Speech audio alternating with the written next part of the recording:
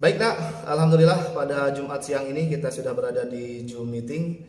Sebelumnya Bapak ucapkan Bismillahirrahmanirrahim. Assalamualaikum warahmatullahi wabarakatuh.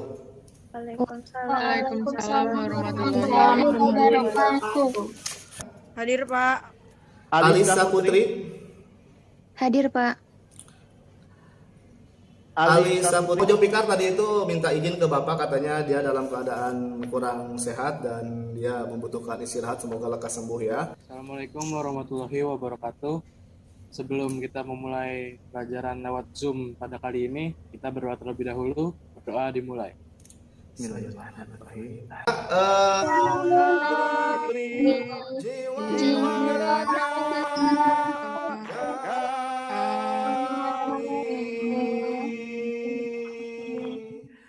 Bapak pengen tahu dulu nih, di minggu yang lalu itu kita sudah membahas tentang ketentuan Undang-Undang Dasar 1945 tentang kehidupan berbangsa dan bernegara.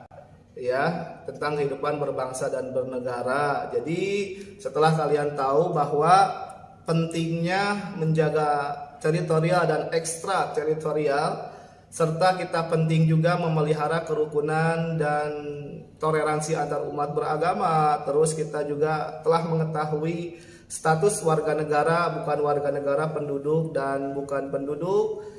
Dan pada kali ini kita akan membahas bab yang ketiga.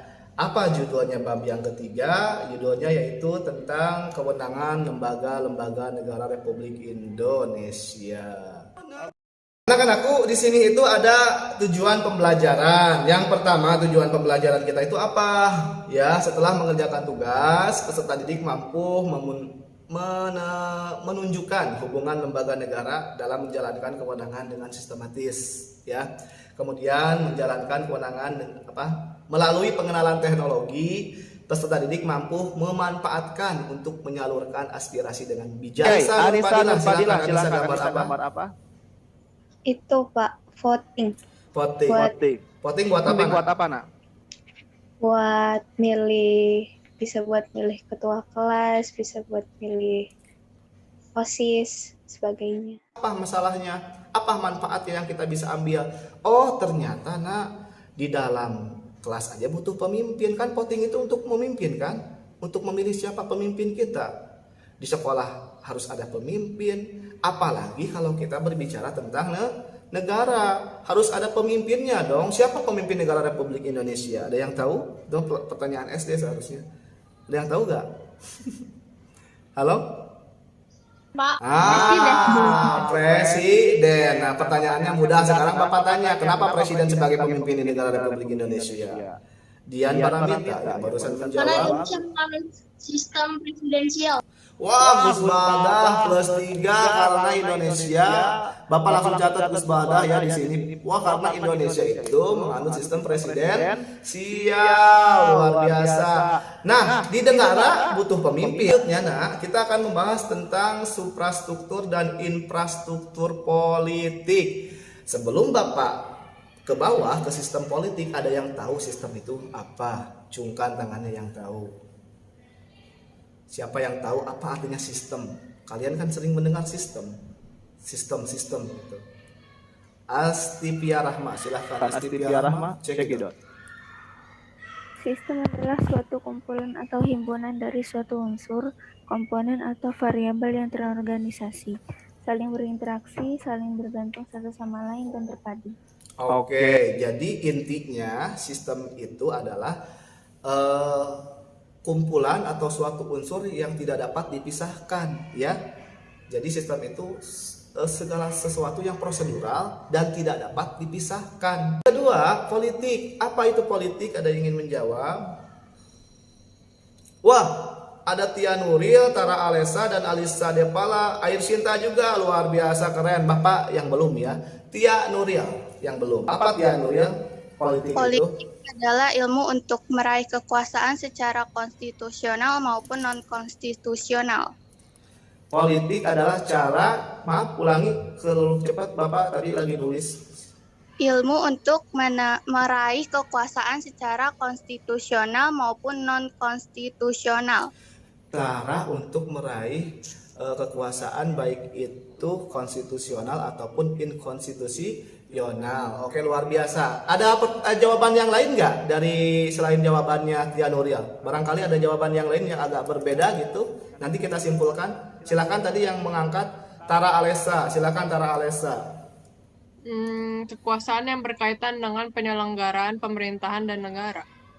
Kekuasaan yang berkaitan Dengan penyelenggaraan pemerintah dan negara. Oke, jadi kesimpulannya politik itu adalah suatu cara untuk mencapai tujuan. Apa tujuannya? Yaitu kekuasaan. Sistem politik Indonesia itu sistem politik yang Demokrasi. dijawab dong. Demokrasi. Demokratis. Ya, apa artinya demokratis? Ada yang tahu nggak? Demokrasi lah. Apa artinya demokrasi? Untuk warga. Dari Untuk- warga. Itu Benar bagus. Siapa Anissa Nur Fadila apa? untuk warga karena warga dari warga. Wah, luar biasa. Ini bahasa baru nih ya. Anissa Nur Fadilah, Bapak catat dulu nggak apa-apa. Udah bener kok. Dari warga untuk warga. Dari warga oleh warga untuk warga. Itu kalau di masyarakat, kalau pemilihan RT dan RW. Tapi kalau pemilihannya presiden dari rakyat oleh rakyat untuk rakyat. Ya. Ada pertanyaan sampai di sini? Ada pertanyaan nggak? Sebelum Bapak lanjutkan. Tidak Tidak ada. ada. Oke. Kalau tidak ada, kita bahas dulu suprastruktur politik dan infrastruktur politik. Oke. Nah, ini dia, nak, mohon dicermati. Bapak, oke, lihat di sini. Jelas ya. Suprastruktur tolong dibacakan oleh Dian Paramita. Dian Paramita, silakan. Dibacakan dulu. Apa itu suprastruktur? Dibacakan. Struktur politik Indonesia. Suprastruktur politik merupakan gambaran pemerintah dalam arti luas yang terdiri dari lembaga-lembaga negara yang tugas dan peranannya diatur dalam konstitusi negara atau peraturan perundang-undangan lainnya. Suprastruktur politik di Indonesia itu terbagi menjadi 3, yaitu kekuasaan eksekutif, B. kekuasaan legislatif, dan C. kekuasaan yudikatif. Oke, luar biasa. Terima kasih Dian Paramita. Jadi kesimpulannya apa yang dibacakan oleh Dian Paramita, Bapak tulis dulu ya, gak apa-apa. Dia telah berani soalnya ya, Dian Paramita itu. Jadi kesimpulannya, jadi suprastruktur politik itu adalah lembaga-lembaga pemerintahan yang terdiri dari eksekutif, legislatif, dan yudikatif. Ada yang tahu enggak apa itu artinya eksekutif? Yang menjalankan pemerintahan. Barusan yang menjawab siapa sih? Dian atau Anissa? Dian, Pak. Oke, Dian. Terima kasih yang menjalankan pemerintahan. Jawabannya benar sekali. Apa contohnya, Dian? Apa contohnya, Dian? Presiden. Luar biasa. Terus apa lagi? Kementerian. Oke, luar biasa. Alisa Putri, terima kasih. Bapak yang belum aktif, Bapak tanya nih. Yang belum aktif. Tadi belum ada. Jopikar. Mana Jopikar? Jopikar tadi Bapak kelihatan ada. Jopikar? Iya, Pak. Oke. Tara. Yang paling duluan Tara. Silakan. Partai politik yaitu organisasi politik yang dibentuk oleh sekelompok warga negara Republik Indonesia secara sukarela atas dasar persamaan kehendak dan cita-cita untuk memperjuangkan kepentingan anggota, masyarakat, bangsa, dan negara melalui pemilihan umum. Oke, luar biasa. Bapak akan membuat kelompok diskusi bagi kalian untuk diberi auto. Bapak akan join ke kelompok yang kedua. Tulis dulu ya. Pak, makasih Pak. Sama-sama. Saya akan ke kelompok kedua terlebih dahulu. Teman-teman kalian. Selanjutnya ke ruangan yang keempat, Bapak. Oke. Apa? Coba apa jawabannya dari kalian setelah kalian berdiskusi? Silakan. Anissa silahkan. Anissa silakan. Silakan Anissa. Upaya pencegahan atau meminimalisir tindakan korupsi antara lain dengan memberikan data atau informasi tentang tindak pidana korupsi. Terus kita juga bisa melakukan demonstrasi dan memperbaiki sistemnya. Oke, luar biasa. Kasih tepuk tangan dong buat kelompok 2 yang silakan dipresentasikan apa jawaban kamu setelah kamu berdiskusi, silakan. Oke, jadi dari pertanyaan cara menyampaikan aspirasi dengan baik itu mungkin bisa dengan memberikan kritik dan saran yang membangun dan secara musyawarah antara kedua belah pihak secara damai, secara kekeluargaan. Tidak Pak. Oke. Pemilu itu biasanya dibutuhkan peran aktif dalam Bawaslu, terus habis itu peran aktif media juga, terus Mahkamah Konstitusi juga penting juga untuk mengawasi hasil pemilu itu, terus bisa juga dilibatkan masyarakat. Oke, luar biasa. Pak, Ya. kalau misalnya diadakan regulasi apa sih yang kayak gimana ya, regulasi pengecekan lebih ketat supaya gak ada yang korupsi gitu.